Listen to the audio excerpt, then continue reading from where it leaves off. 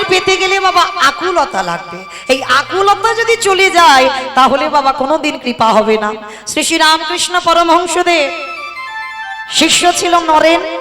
নরেন একদিন প্রশ্ন করেছিল, আচ্ছা ঠাকুর, এই যে ভগবানকে পাবো, আচ্ছা বলতে পারো ভগবানকে পেতে গেলে মনের ভিতরে কিরকম একটা ব্যাপার হয়, কিরকম ঘটনাটা ঘটে, যে আমি ভগবান পাবো, কবে পাবো, আমি বুঝবো কি করে?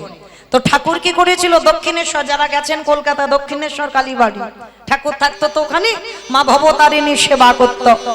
তো যখন ওই নরেন প্রশ্নটা করেছে ভগবানকে পেতে গেলে মনের ভিতরে কি অনুভূতি হয়, তা ঠাকুর কি করেছে, দক্ষিণেশ্বরের গঙ্গা যাচ্ছে, গঙ্গার জলে স্নানে নেমেছে, নরেনকে ডেকেছে, নরেন এই শালা এখানে আয়। ঠাকুরের বই যারা পড়বেন শালা শালা বলতো। কোন শালা? বউয়ের ভাই না, পাঠশালা না, গোশালা না, তাহলে কোন শালা? শা মানে মুক্তি, লা মানে নৌকা। ওই মুক্তির নৌকাতে ঠাকুর পারাপার হবে। ওই জন্য ঠাকুরের বই যারা পড়বেন দেখবেন ঠাকুর সবাইকে শালা শালা বলে ডাকতো। তবে আমি বলছি না, ঠাকুর বলছে, এখন ঠাকুরের জায়গায় দাঁড়িয়েছে। তো এইবার নরেনকে নিয়ে বাবা গঙ্গায় নেমেছে, আর গঙ্গায় নেমে বলছে, নরেন একবার ডুব দে। নরেন যেই না ডুব দিয়েছে বাবা, ঠাকুর কি করেছে জানো, ওই মাথাটা নিয়ে চুবিয়ে দিয়েছে। আচ্ছা বলো মা, যদি কেউ জলে ডুব দেয় আর কারোকে যদি চেপে ধরে থাকা যায় কি রকম হবে? ভিতরটা একেবারে ছটফট করবে না উঠবার জন্য, আঁকুবাকু করবে না? তা যেই না চেপে ধরেছে একেবারে মাথাটা নিয়ে এসে, নরেন তো ছটফট করছে ভিতরে, কিছুতে আর ঠেলে উঠতে পারছে না, ঠাকুর চেপে ধরে আছে। অনেকক্ষণ ছটফট করার পর ঠাকুর একেবারে হাতটা ছেড়ে দিয়েছে, আর যেই না ছেড়ে দিয়েছি একেবারে ননে হাস হাস করে, ওরে বাবা, ওরে বাবা, ওরে বাবা। যেই না রেগে গেছে তো নরেন খুব, ঠাকুর এই জন্য তোমার বলে তুমি পাগল। বলে আরে শালা আমি তো পাগল, যারা জানে না যারা বোঝে না তারাই আমারে বলে পাগল। হ্যাঁ, তা তুই আমারে বলবি এতে তোমার রাগ দুঃখ নাই? আচ্ছা ঠাকুর, আমি তোমারে জানতে চাইলাম যে ভগবানকে পেতে গেলে মনের ভিতরে কি অনুভূতি হয়, তা তুমি আমার এরকম ওই নদীর জলে গিয়ে ওই রকম মাথাটা নিয়ে চুবিয়ে ধরেছো কেন? আরে আরে শোন, একটা কথা বলি। আচ্ছা নরেন, ওই যখন তোর ওই মাথাটা জলের ভিতরে চেপে ধরেছিলাম, আচ্ছা নরেন তোর কিরকম ভিতরে হচ্ছিল বলতো? ঠাকুর ঠিক এইভাবে কথা বলে, খুব রসিক তো। তো বলছি কি হচ্ছিল বলতো মনের ভিতরে? বলে ঠাকুর ভিতরটা হাসপাস করছিল, এই যেন বেরিয়ে যায়, এই যেন প্রাণটা বেরিয়ে যায়। বলে শোন নরেন, এই জগতে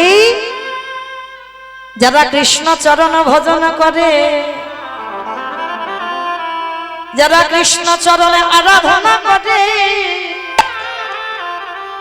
এই হৃদয়ের মাঝে যতদিন না আকুলি বিকুলি আসবে, তারে কৃষ্ণ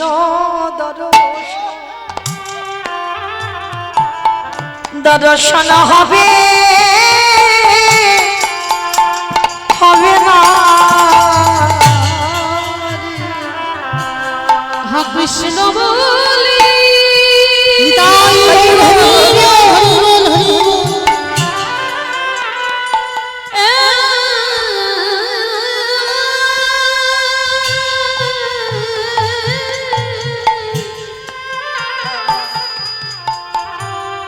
কৃষ্ণ বলে নমা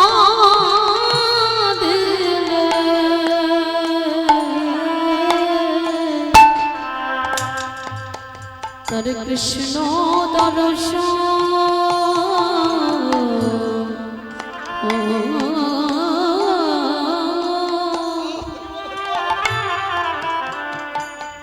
দর্শন হবে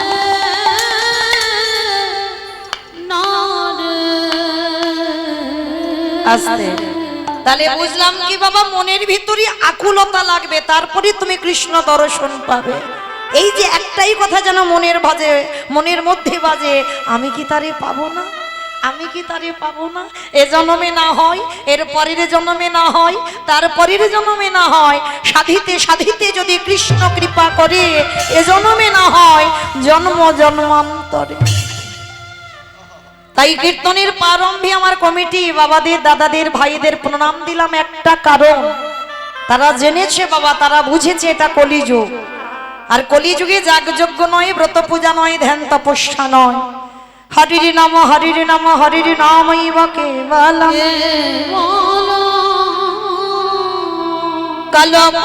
কলমানাস্তে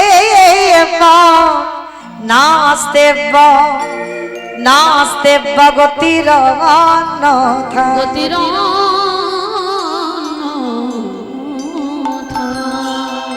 কলির মানুষের হরিনাম ছাড়া কোনো গতি নাই, কোনো গতি নাই, কোনো গতি নাই।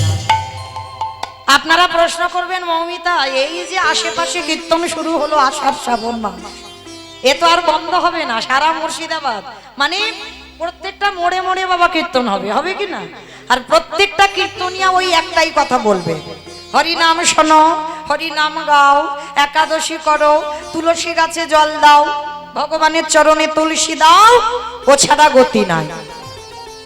কি মাইরা বলবে না? সব কীর্তনিয়ারা এসে একটাই কথা বলবে, কিন্তু কীর্তনিয়ারা বলবে আর আপনারা সব শুনে বাড়িতে চলে যাবেন, হবে না।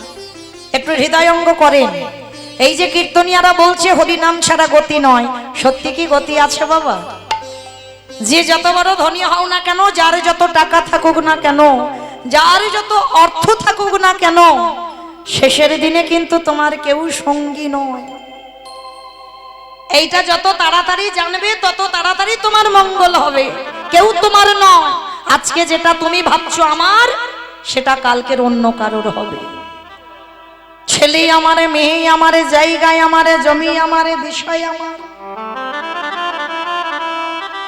যতই আমারে আমারে করো না কেন, মাসি যদি ভিজে যায় পড়ে থাকবে সরকারি খামা।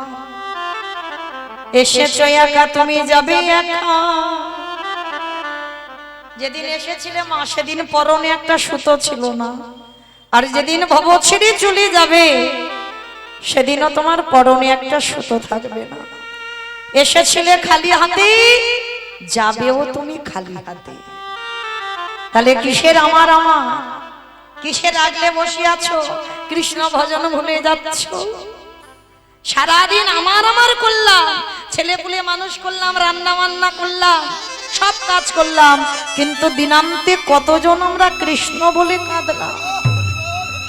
ভগবান বললেন, হে কলির জি, সারাদিন তোরা কত আবল তাবল বাচাল বলিতে পারো, তাহার ভিতরে কি একবারও কৃষ্ণ বলিতে না? কৃষ্ণ ভজন করতে হবে, কৃষ্ণ সাধনা করতে হবে। তো শেষের দিনে আমাদের সঙ্গে কেউ যাবে না, কিন্তু কর্মফল। মায়েরা মনে রাখবেন, এইটা তোমাদের আমাদের কারোর ছাড়বে না, কর্মফল। কতদিন হরিবাসরে বসলে, কতদিন সাধু সঙ্গ করলে, কতদিন ভক্ত চরণ ধরলে, কতদিন যাবত তুমি গুরু চরণ ভজন করছো, এই ভালো ভালো কর্ম আমাদের সাথে যাবে। আর একটা জিনিস সাথে যাবে, সেটা আমার গ্যারান্টি। জানি না আপনাদের এই গদাগাড়ি মুর্শিদাবাদ জেলায় হয় কিনা, তবে আমার ডায়মন্ডে আছে। সে বড় লোক হোক আর গরিব হোক, দুটো জিনিস ভাড়া করতে হয় মানুষের মৃত্যুর পর। এক হলো খোল আর এক হলো করতাল। আর পিছনে বাজিয়ে বাজিয়ে দেহটাকে বের করে না, বলো হরি হরি বল, বলো হরি। কি মাইরা তোমাদের গ্রামে হয় তো? বাহ, তাহলে এইবার আমি একটা কথা বলবো, ভেবে বলবেন কেমন? যখন দুর্গা পূজা, কালী পূজা, লক্ষ্মী পূজা, সরস্বতী পূজা, মনসা পূজা, যে কোনো পূজা যখন পূজা হয়, বিসর্জনের দিনে বাবা বড় বড় ডিজে ডিজে বাজে। কি মা তোমাদের গ্রামে হয়? এখানেও হয়? আমি জানি আমার ডায়মন্ডে বুঝি হয়, মানে এখানেও বিসর্জনের ডিজে বাজে। তাহলে ভালো করে ভেবে দেখেন, তাহলে সেটাও তো মা। তাহলে মাকে যখন বিসর্জন করতে যাচ্ছ, তখন তুমি ডিজে বক্স বাজাচ্ছ। আর যেদিন আমাদের দেহটা কাঁধে করে নিয়ে যাবে শ্মশান ঘাটে, তখন কি লরিতে করে একটা ডিজে বাজালে হতো না? হবালে হতো। তাহলে হবাচ্ছি না কেন? এই জায়গায় আমার চৈতন্য মহাপ্রভু শিক্ষা দিলেন, ওরে কলির জি, এসেছিস খালি হাতে, যাচ্ছিস খালি হাতে। তাহলে শেষের দিনে যাচ্ছে কর্মফল, আর কি যাচ্ছে আমাদের? এই হরি নামে যাবে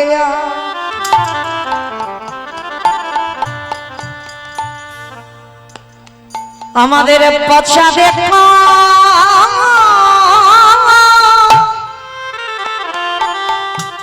দেখো যাবে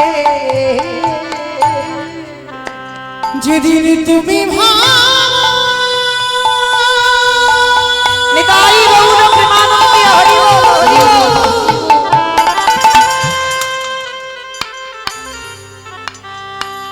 যেদিন তুমি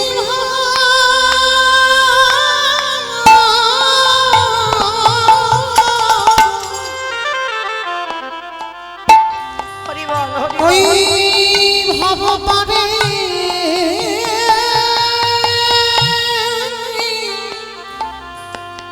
পরে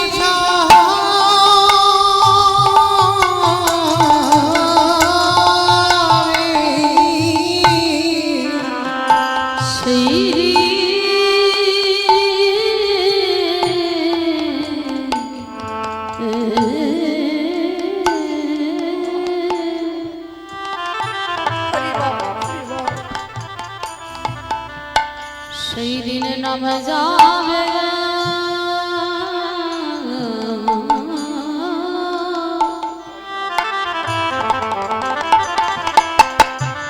এই পচা দেহ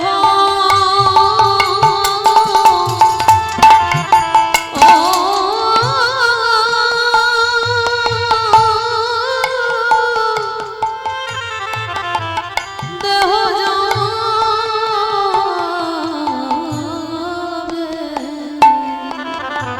ও ভাই সেদিন সঙ্গীর সাথী আমাদের কেহ থাকবে না যেদিনে ভব ছেড়ে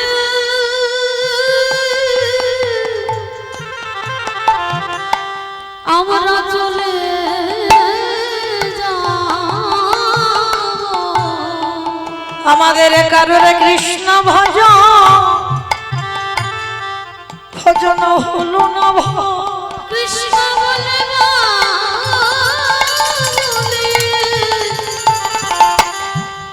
এই ভাবে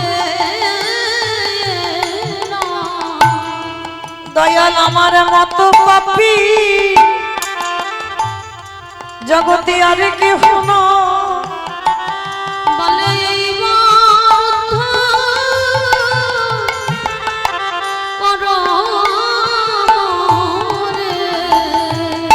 হে দয়াময় আমি পারির ঘাটি আমি দাঁড়াই রইলাম তুমি তো পতিতে পাবো নাম ধরেছো দয়াল আমার কেশে ধরে টেনে নিও তুমি তো কত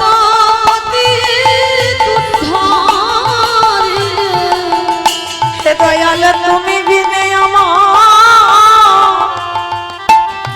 আমার গতি নাই আমি দয়ালি একেবারে কেশে ধরে টেনে নিও দয়াল পার ঘাটাতে আমি দাঁড়াই রইলাম যেন আমার চরণ ছাড়া করো না দয়া শুধুই জন্মে না আমি পতিতে বলে পায়ে ছিল না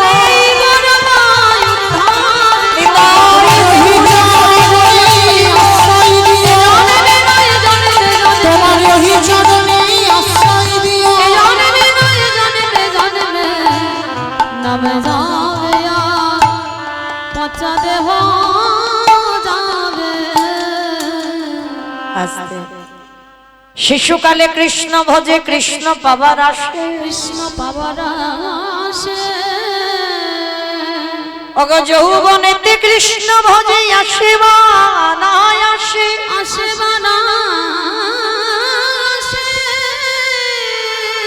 অগ বৃদ্ধ কালে কৃষ্ণ ভজে জমের তর আসে মাইরা কথাটা খুব মন দিয়ে শুনবেন। ভজন করতে হবে সকাল সকাল, সকাল গড়িয়ে গেলে মা ভজন হবে না।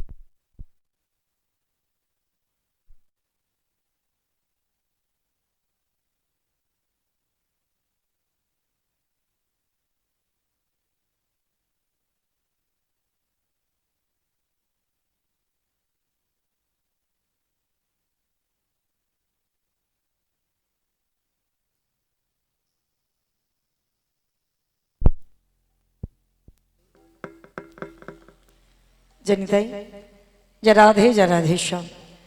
নিতাই গৌর কৃষ্ণ প্রেমানন্দে হরি বল। হরি বল। শিশুকালে কৃষ্ণ ভজে কৃষ্ণ পাবার আসে, যৌবনেতে কৃষ্ণ ভজে আসে বা না আসে, বৃদ্ধকালে কৃষ্ণ ভজে জমের তর আসে। সকাল সকাল ভজন করতে হবে বাবা। আবার একদিকে বলছে কুড়ি ফুলে গোবিন্দ সেবা হয় না, তাহলে বাবা ভক্ত কোন দিকে যাবে? একদিকে বলছে কুড়ি ফুলে সেবা হয় না, আবার বলছে সকাল সকাল ভজনে নামো, তাহলে কোনটা করবে? কুড়ি ফুল সম দেহ তত্ত্বে বলছে বাবা বাল্যকাল। আমরা তো ধ্রুবের মা হতে পারিনি আর প্রহ্লাদের মা হতে পারিনি বাবা। ওই ধ্রুবের মা প্রহ্লাদের মা শিক্ষাটা দিয়েছিল, সংস্কার দিয়েছিল, তাই বাবা কুড়ি ফুলটা সেবায় লেগেছিল। আমাদের কুড়ি ফুল সেবায় লাগবে না। আর বাসি ফুল মানে দেহ তত্ত্বে বাবা সবাই জানেন বার্ধক্য দশা, দন্ত পড়ে যাবে, কেশ পেকে যাবে, চামড়া আলগা হবে। ও ফুল গোবিন্দ সেবাই লাগবে না, তাহলে সেবা দেবে কোন ফুল? আজকের ফোটা ফুল। যে ফুলটা আজকের গাছে ফুটেছে বাবা ওই ফুল সেবায় লাগাতে হবে। আর আজকের এর ফোটা ফুল সম যৌবনকাল। আমার গোবিন্দ যৌবনকাল বড় ভালোবাসে বাবা। বারবার রাধারানীকে বলেছিল আমার যৌবনে দিয়ে ভালোবাসো। বাবা কোন যৌবনের কথা বললো? যেদিন দাঁড়াবার শক্তি থাকবে, দুটো হাত গোবিন্দ সেবার কাজে লাগবে, দুটো কর্ণ ভালো করে কৃষ্ণ নাম শুনতে পাবে, জিহ্বা কৃষ্ণ নাম বলতে পারবে, দুটো নয়ন ভগবানকে দেখতে পাবে, সেই সময়কালটাকে বলছে যৌবনকাল। 10টা ইন্দ্রিয় যেদিন সতেজ থাকবে, আর ওই ফুল গোবিন্দ সেবায় দিলে আমার গোবিন্দ বড় তৃপ্তি পায়। ওই জন্য বলছি সময় থাকতে ভজন করো। তাহলে চলো আমরাও সবাই এসেছি বাবা একেবারে সূর্য যখন মাথায়, যদিও বা এখন মাথায় দেখা যাচ্ছে না, ঢেকে দিয়েছে সূর্যকে। হ্যাঁ, কালকে ডাকবো, আজকে আর ডাকবো না। আজকের মেঘে ঢাকা আছে তো কালকে সূর্যকে ডাকবো। তো যাই হোক, তো আজকে যখন সবাই একত্রিত হয়েছি, আমরা সবাই যাব মা কিছুক্ষণের জন্য নদিয়া নবদ্বীপ ধাম। একটুখানি হলেও যেতে হবে, আর তারপরে আমরা লীলা আস্বাদন করব। আমার উপরে আজকের একটা লীলার দায়িত্ব দেওয়া হয়েছে। লীলা আস্বাদন হবে কি? ভক্ত রুহিদাস। আচ্ছা বলো তো মা, রুহিদাস কাদের বলে?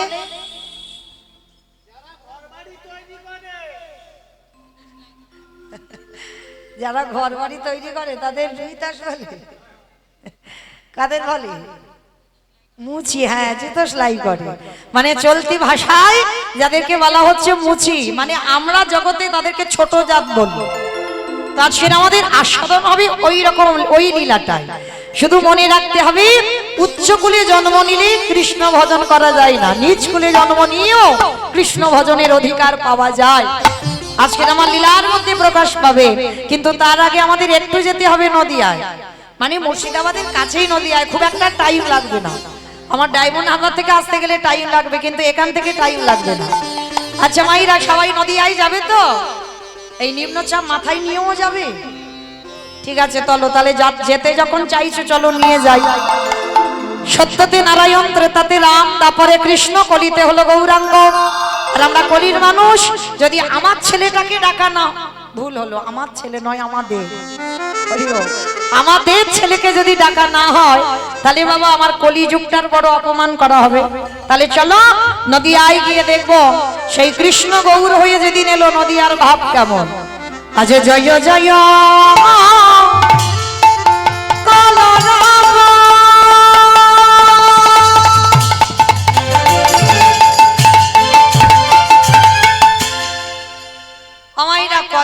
মানে কি গো? মারামারি মারামারি কলরব মানে মারামারি?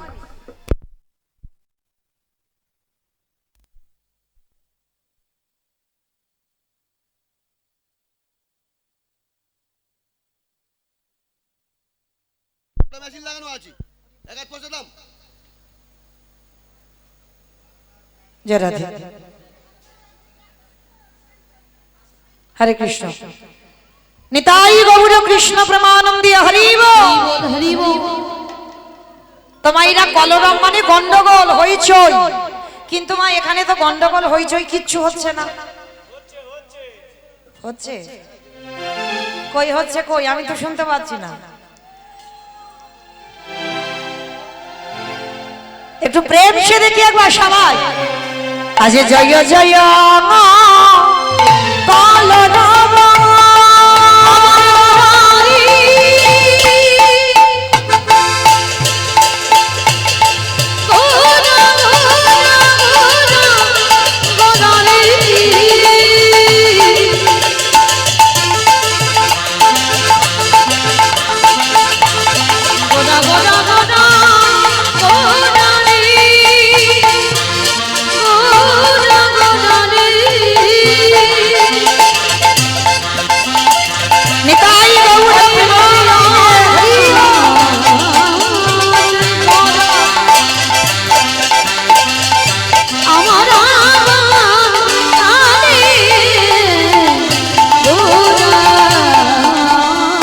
আজ জয় জয়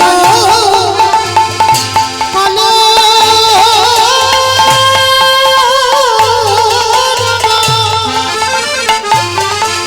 ওই না নদিয়ানা গোরে অগজনমল ভিবে গোদা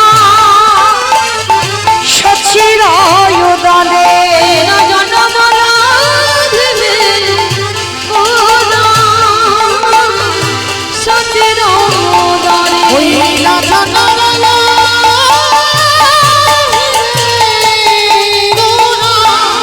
গোনা সচির উদারে আজ নদিয়াতে গৌরদয় খালা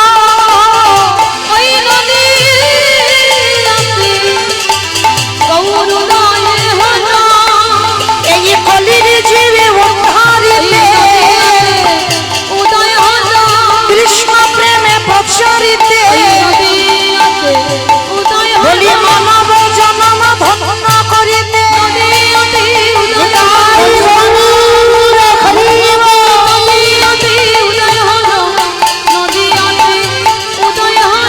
এবার জনমল ভিবে গোরা সচির উদারে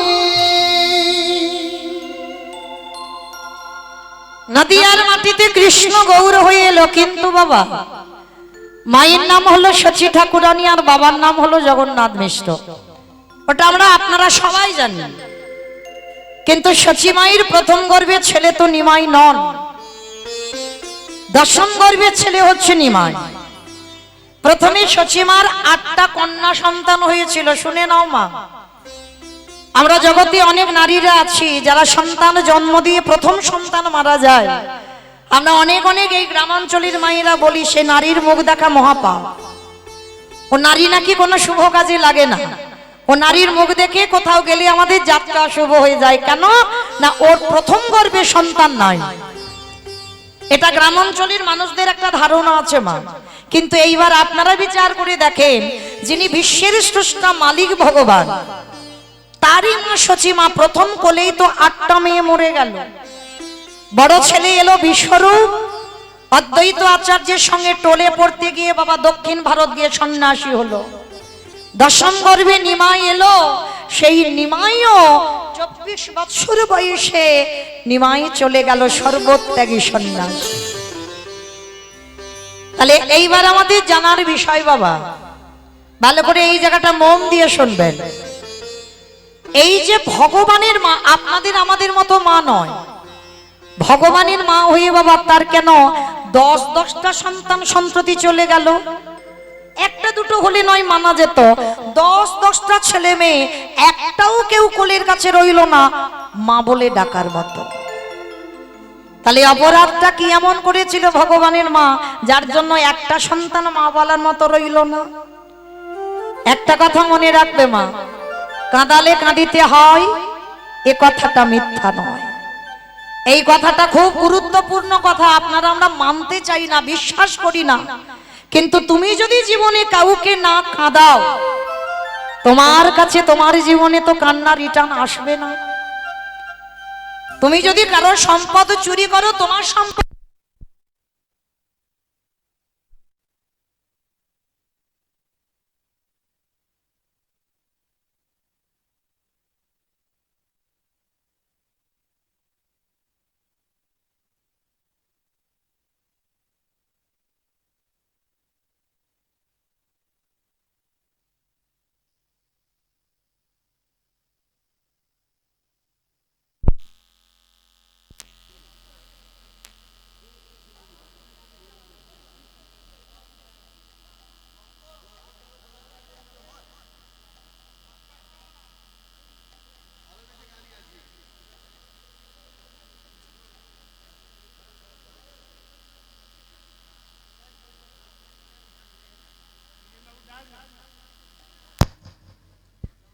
কৃষ্ণ জয় রাধে। আমি একটু মৃগের বাবাকে ডাকছি, হরিবাসরে আসবেন কিছুক্ষণের জন্য, অন্তত জেনেটারটা চালিয়ে রাখেন আমার অনুরোধ। কারণ বারবার এরকম ব্যাঘাত হলে তো কীর্তন হয় না বাবা, বারবার এরকম চলে যাবে। আর এদিকে আমাদের এই মেশিনগুলোও আছে, যন্ত্র আছে, সব পুড়ে যাবে। তখন পরে আবার কালকে সূর্য পূজাটা আবার হুটহাট করে কে করবে, তখন চিন্তা থাকবে না। কমিটি দাদাদের অনুরোধ, জেনারেটরটা চালিয়ে রাখো কিছুক্ষণের জন্য, কেমন? নিতাই গৌর প্রেমানন্দে হরি বল। হরি বল, হরি বল। তাহলে ভগবানের মা, সেই ভগবানের মা হয়ে মা প্রথম 8টা মেয়ে চলে গেল কেন? ওই যে বাবা কাঁদালে কাঁদিতে হয় এ কথাটা মিথ্যা নয়। তুমি তো নিশ্চয়ই কাঁদিয়ে রেখেছো, ওই জন্য তুমি ভগবানের মা হয়েও ভগবান তোমাকে ছেড়ে দিল না। এই যে মা দেখবেন জগতে আমরা অনেকে দুঃখে আছি, অনেকে সুখে আছি। আর যারা দুঃখ পাচ্ছে, কষ্ট পাচ্ছে, জ্বালা যন্ত্রণা পাচ্ছে, অন্যের ঘাড়ে দোষ চাপাচ্ছে, বলে অমুকের জন্য আমার জীবনটা বরবাদ। না, চরণ ধরে আমি হরিবাসরে দাঁড়িয়ে বলে যাই, জীবনে কোনোদিন কারোর নামে দোষ চাপিয়ে দিও না। তোমার জীবনে যদি, তুমি যদি জীবনে কাউকে কষ্ট না দাও, তোমার জীবনে কষ্ট আসবে না। এটা আসতে পারে না, এটা কোনোদিন হতে পারে না। যার জন্য ভগবান নিজের মায়ের দ্বারা শিক্ষা সমাজকে দিয়েছে। 8টা মেয়ে মরে গেল, বড় ছেলে চলে গেল, ছোট ছেলে নিমাইও চলে গেল। কেন? তাহলে ভগবানের মা সচিমা নিশ্চয়ই কাউকে কাঁদিয়েছিল। কাকে কাঁদিয়েছিল বাবা? এই কার কথা জানতে গেলে আমাদের একটু যেতে হবে ত্রেতা যুগ। ত্রেতা যুগে যেদিন বাবা ভরত জননী কইকেয়ী মা, রামচন্দ্র 14 বছরের জন্য মনে যাবে আর ভরত হবে রাজা। এই সংবাদটা শুনে আমার কৌশল্যা মা, রামের মা, কেঁদে বলেছিল, কইকেয়ী তোর ভরত রাজা হবে, এতে আমার এতটুকু দুঃখ ছিল না। কারণ তুই যেমন ভরতের মা, আমিও তো ভরতের মা, হতে পারি সৎ মা, কিন্তু আমি হতো মা।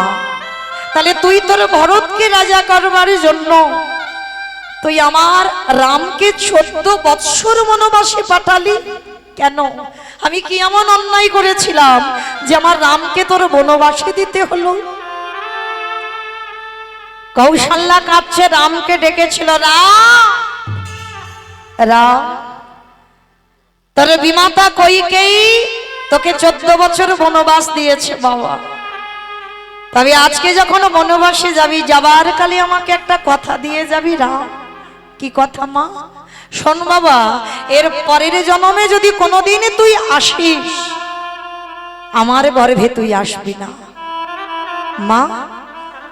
আমি তোমার গর্ভে আসবো না, আমাকে পাবার জন্য যোগী মুনি ঋষি কাঁদে, আর তুমি আমাকে সন্তান রূপে পেয়েও বলছো আমি তোমার গর্ভে আসবো না। আমি কার গর্ভে আসবো? ওরে রাম রে, আসতে যদি হয় তোর বিমাতা কইকেয়ীর গর্ভে আসবি,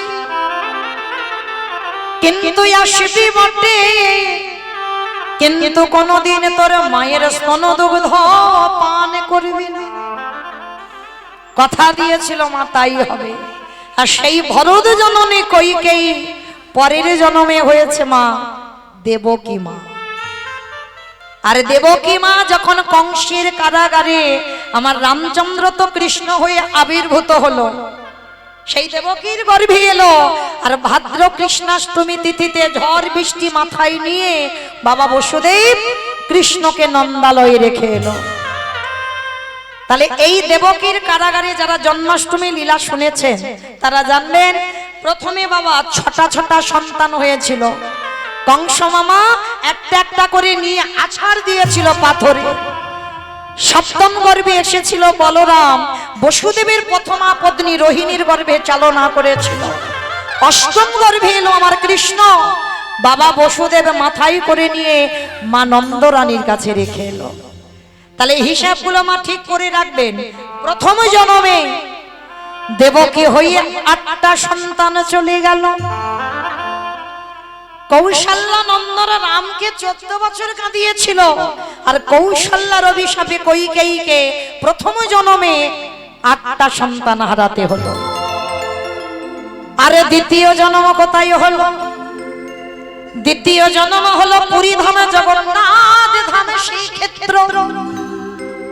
যারা যারা গেছেন বাবা, এখন তো জগন্নাথের জ্বর হয়েছে, জানো তো? জগন্নাথের গেলে দেখতে পাবেন এখন জ্বর হয়েছে, ঘুমাচ্ছে। ওই যে স্নান যাত্রা গেল না, এমন স্নান করানো করিয়েছে, সারা বছরে করাবি না, আর এমন স্নান করাবে বাবা 1 সপ্তাহ জগন্নাথ জ্বরে পড়েছে। হ্যাঁ, জগন্নাথের দরজা বন্ধ। এই 1 সপ্তাহ ওই কবিরাজ মানে বৈদ্য কবিরাজ, আমাদের মতো অ্যালোপ্যাথি ওষুধ নয়, বৈদ্য কবিরাজ গাছগাছরার ওষুধ আমার জগন্নাথকে সেবা দেওয়া হয় 1 সপ্তাহ। আর জগন্নাথ শয়নে থাকে, আর 1 সপ্তাহ জগন্নাথের দরজা খোলা হয় না। তো আপনারা জানেন এই জগন্নাথ দেখা মানেই তো কৃষ্ণ দেখা। কারণ আপনারা জানবেন না, কৃষ্ণের নাভিটা তো আমার জগন্নাথের নাভিতে প্রতিষ্ঠা করা আছে। কি বাবা এটা জানেন তো? কৃষ্ণের নাভিটা যেদিন ওই প্রভাসযোগ্য লীলা হয়েছিল, এই প্রভাসযোগ্য লীলার পরে আমার ভগবান কিন্তু কোনো লীলা করেনি, এই লীলাটা শেষ। তার লীলাটা সমাপ্ত করে যখন বাবা গান্ধারী মার অভিশাপে কৃষ্ণের যদু বংশ ধ্বংস হলো, একটা দুটো নয় 56 কোটি যদু বংশ। গান্ধারী কুরুক্ষেত্রের মাঠে হাহাকার করে কেঁদেছিল, কৃষ্ণ আমার কুরু বংশটাকে তুই যেমন ধ্বংস করে দিলি বাবা, আমি তোকে ছেড়ে দেব না, আমার মতো করে তোকেও কাঁদতে হবে। ভগবান কৃষ্ণ হেসে বলেছিল, পিসি বৃথাই তুমি আমার উপরে দোষ চাপাচ্ছ, আমি তোমার 100টা ছেলেকে কেড়ে নিইনি। একটাই কথা মনে রেখো, চোরের ধন বাটপাড়াই নেয়।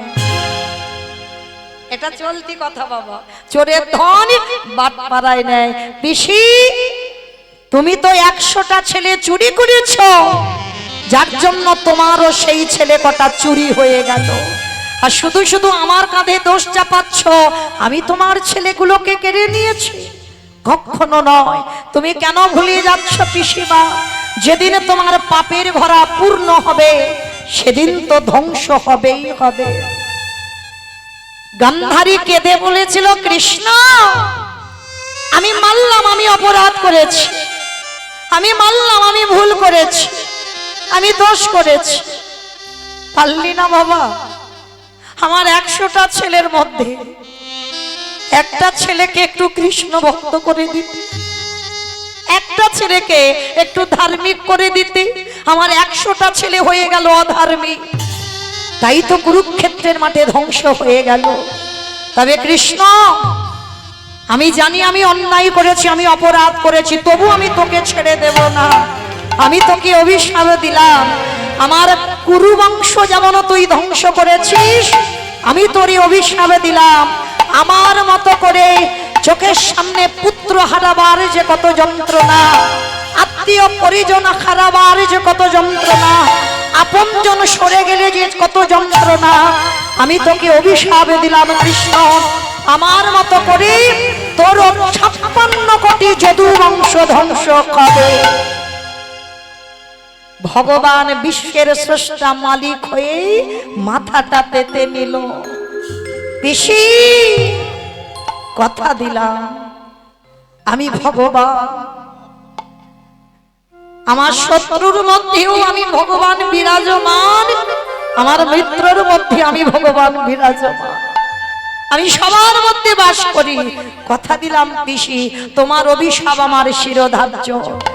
আর গান্ধারীর অভিশাপ মতো কৃষ্ণের 56 কোটি যদু বংশ চোখের সামনে ধ্বংস হয়েছিল।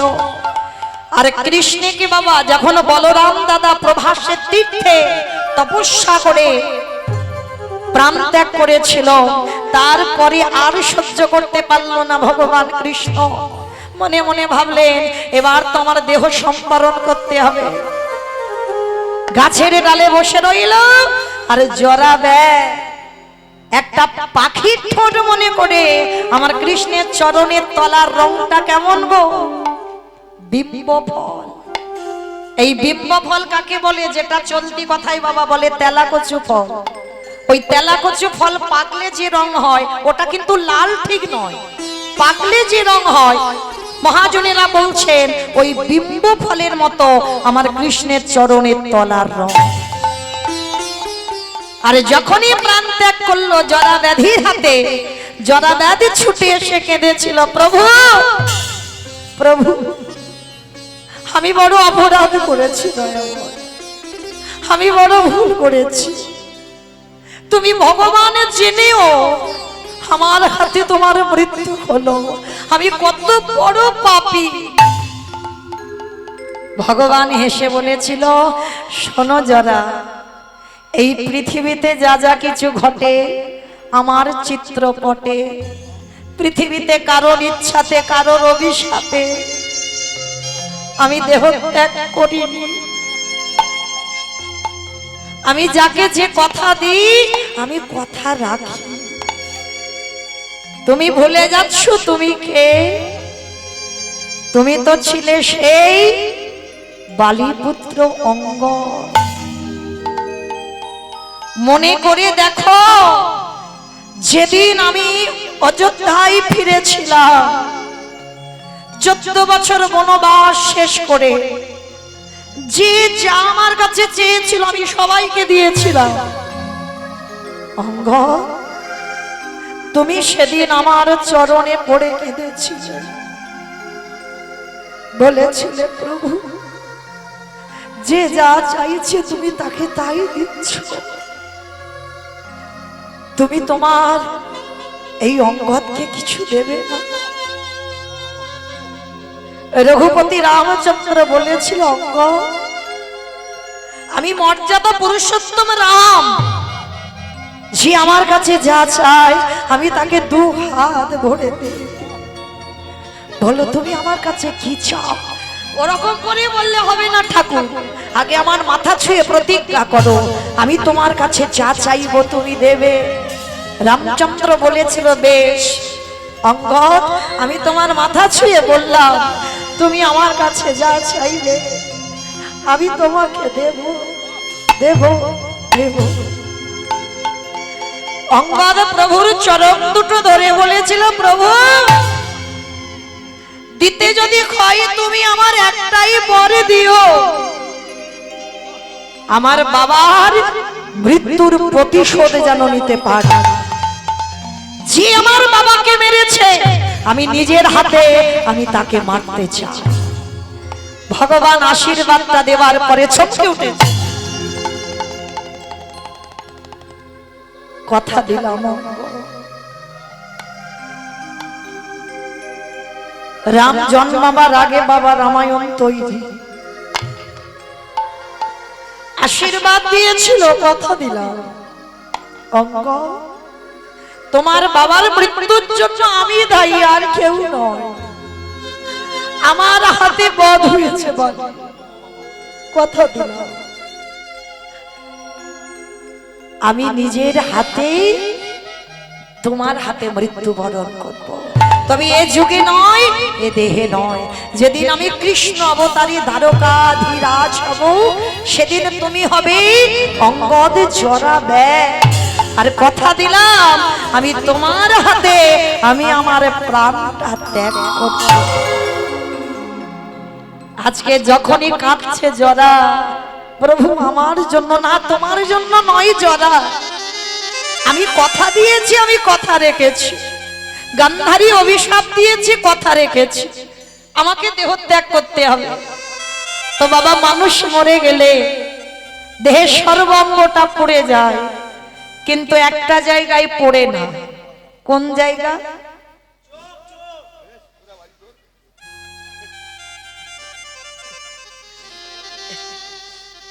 নাভি।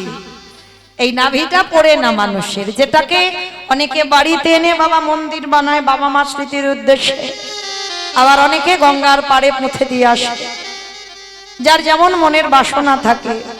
এই নাভিটা পড়ে না। কৃষ্ণের নাভি চন্দন কাষ্ঠে পোড়ানো হলো। মুখাগ্নি করেছিল কে?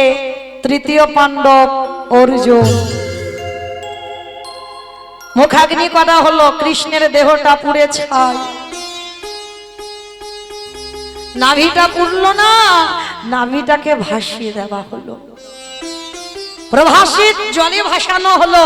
আর ওই নাভিটা ভাসতে ভাসতে যে সমুদ্রে আপনারা আমরা পাল্টি খেতে যাই, যেদিন আপনারা জানেন, যেদিন আপনারা জানেন বিশ্বকর্মা, ওই যে বাবা রাজা ইন্দ্রদুম্ন রাজা জগন্নাথ বলরাম সুভদ্রা প্রতিষ্ঠা করেছিল। এখন যে মূর্তি আমরা দেখতে পাই, এই মূর্তিটা কথা দেওয়া ছিল 21 দিনের আগে দরজা খোলা যাবে না। 21 দিনের আগে দরজা যদি খোলো, তাহলে যে পর্যন্ত মূর্তি গড়া হবে সেই পর্যন্ত থাকবে। তা গুন্ডিচামা মনে মনে ভাবলো, খুটখাট আওয়াজ হচ্ছে না, কি মূর্তি তৈরি হচ্ছে, একবার দেখি মরে টরে গেল না তো। যখনই খুলে দিল 21 দিনের আগে, তখন মা সুভদ্রার হাত দুটো হয়নি। এটা তো একটা কাহিনী আপনারা জানেন, কিন্তু এইটা আসল কাহিনী নয়, এটা আসল ঘটনা নয়। ওই যে জগন্নাথ বলরাম সুভদ্রা, যে মূর্তি আমরা জগন্নাথ ধামে গিয়ে দেখতে পাই, ও মূর্তিটা কেন ওই রকম জানো? ওই মূর্তিটা দ্বাপর যুগে দেবর্ষি নারদ প্রথম দেখেছিল। আর নারদ মুনি ভগবানের কাছ থেকে কায়দা করে চেয়ে নিয়েছিল, প্রভু কলিযুগে ওই রূপ যেন জগতে দেখতে পায়। কবে করেছিল জানো? একটু বলি মা, যেহেতু আমার আসছেই রথযাত্রা, একটু শুনতে হয়। তো আজকে এই জগন্নাথ বলরাম সুভদ্রার মূর্তিটা ওই রকম কেন, কিসের জন্য? তো যেদিন ভগবান কৃষ্ণ 16,108 জন স্ত্রী, আপনারা জানেন ভগবানের 16,108টা বউ, আর 8 জন ছিল পাট রানী। ভালো করে বিচার করবেন বাবা, এ জগতে জড় জগতের কোনো প্রেম ভালোবাসা নয়। এতগুলো যার বউ আছে, তবু ঘুমের ঘরে রাধা রাধা বলে।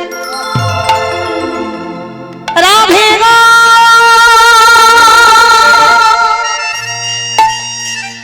রাধে গো,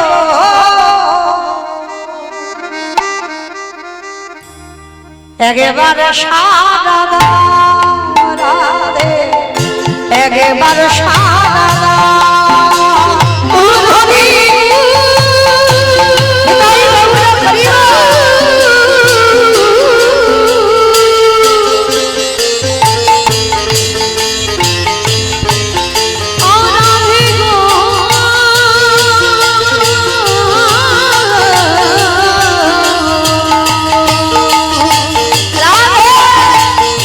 রাধে গো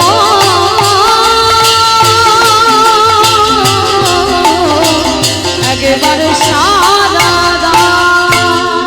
শ্যামসায়রের মরালিনী রাধে, সংসারের মরালিনী রাধে, কৃষ্ণ প্রেম প্রদায়িনী রাধে, কৃষ্ণ প্রেম প্রদায়িনী রাধে, গাম্ভীর্যশালিনী রাধে, গাম্ভীর্য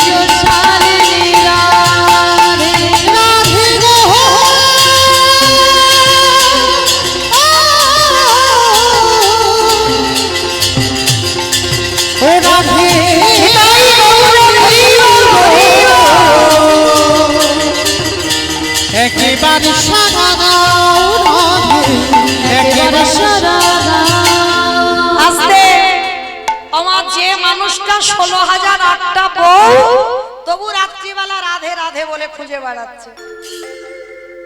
অমাইরা বাচ্চিক জগতের কথা বলো, বউরা রেগে যাবে না? যদি বউদের পাশে ঘুমাচ্ছে তবু সে ঘুমের ঘরে রাধা রাধা বলে বারবার চমকে চমকে উঠছে। তামাশা কি করেছে বাবা, 8 জন স্ত্রী ওই রোহিণী মাতার কাছে গেছে। মা, একটা কথা জিজ্ঞেস করব? কি বৌমা? বলছিলাম কি, তোমার ছেলেরা ওই রাত্রিবেলা করে ঘুমায়, কিন্তু একটা নাম ধরে ধরে কাঁদে। বলে কি নাম? বলে রাধা। আর যেই না রাধা বলেছে, রোহিণী মা শোনার সঙ্গে সঙ্গে চমকে উঠেছে। রাধা শোনার সঙ্গে সঙ্গে চমকে উঠেছে। তারপর সত্যভামা, রুক্মিণী, জাম্ববতী, কালিন্দী মানে 8টা বউ এসে বলছো, মামা তুমি চমকে উঠলে কেন? বলে দেখো বৌমা, আমি যে তোমাদেরকে বলবো তা ছেলের ভালোবাসার কথা কি বলা যায়?